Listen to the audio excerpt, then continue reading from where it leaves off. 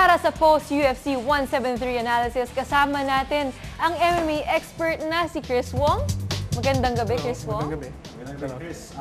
Maraming nagsasabi, this is one of the most shocking upsets in UFC history. And is there another fight that you think came close to this? Actually, bakit siya naging upset? Yeah. Napakalaking upset. Actually, maraming mga fights na naging upsets in throughout the history of the UFC. It may be si Junior Dos Santos when he threw an overhand and punched Cain Velasquez, knocked him down, and then that was a big upset dahil underdog si Junior Dos Santos. Another also would be Chris Weidman when he knocked out the famous Anderson Silva. And also on their second match, nung na-injure niya si Anderson Silva.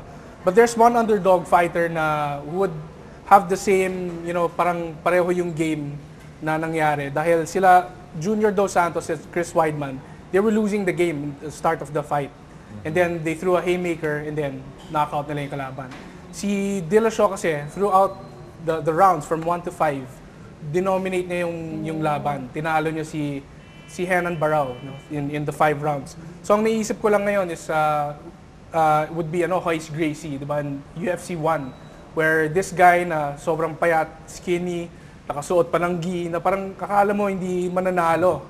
No? So, pero nung UFC 1, tinalo niya lahat ng mga fighters, ng mga malalaki, bigger than him, stronger than him, and all because of his skill. Okay. I'm sure ito, lahat ng tao gusto malaman. Ano nga ba nangyari dun sa match? How did Dillashaw win over Barao in such a convincing manner? Alam natin na si Barao, he has been undefeated for 9 years. Yes. Si Dillashaw, 12 matches pa lang. What happened? I guess si Dillashaw surprised Barao with his game. Kasi si Barao, ang fighting style niya is linear. So, forward and back. No? So, punch and then back.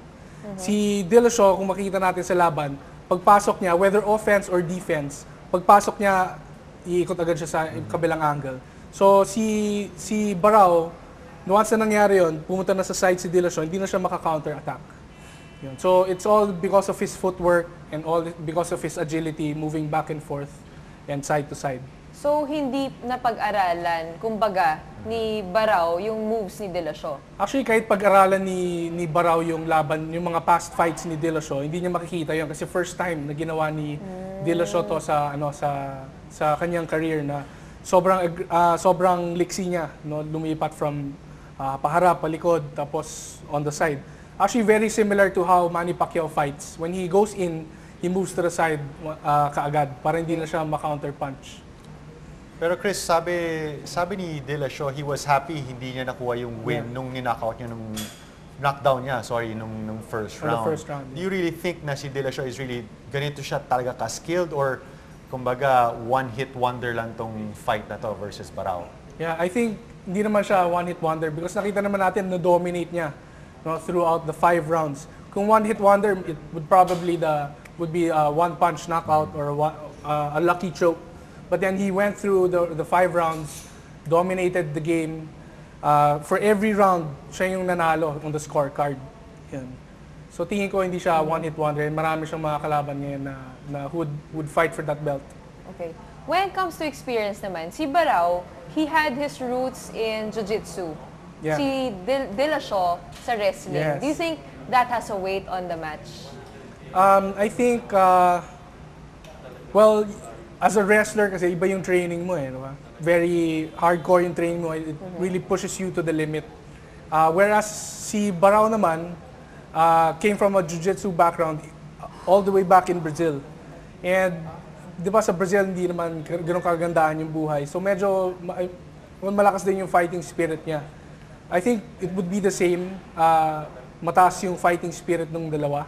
Nagkataon lang na nagkaroon ng diferensya on the fighting game, on the footwork ni Dillashaw.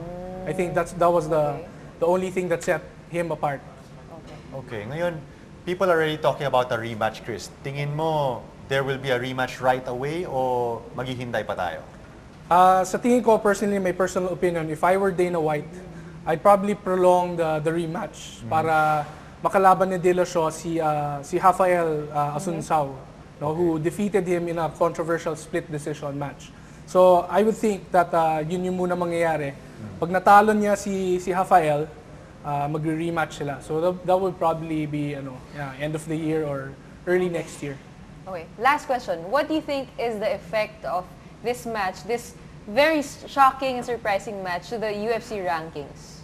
Well, syempre, naging number 1 na si Dillashaw, and marami nang mag-a-eye dun sa belt niya, marami mag-aagawan ng mga yan. No? So, ang mangyayari, I think, would be si Dominic Cruz, who used to be the Bantamweight champion, would heal up dahil na-pull niya yung groin niya, na-injure niya yung sarili niya.